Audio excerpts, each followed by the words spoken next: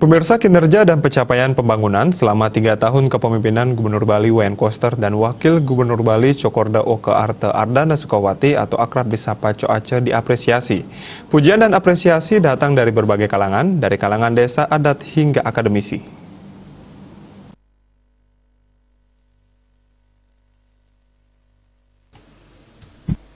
Akademisi sekaligus Rektor Universitas Hindu Indonesia UNHI dan Pasar Profesor Made Damriasa mengatakan, meskipun dalam kondisi yang sangat sulit dalam menghadapi pandemi COVID-19 yang melanda dunia dan Bali khususnya, kinerja dan pencapaian pembangunan di Bali sangat luar biasa.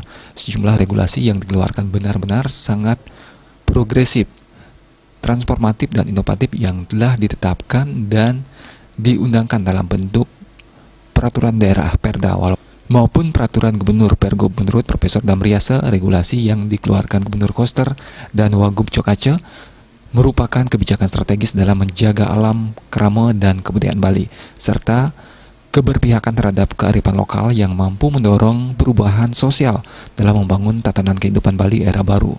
Kinerja dan pencapaian yang sangat membanggakan adalah di bidang infrastruktur serta sarana-prasarana yang strategis dan monumental. Hal serupa disampaikan Mandesa Agung Majelis Desa Adat MDA Bali, Ida Pelingsir Agung Putra Sukahat.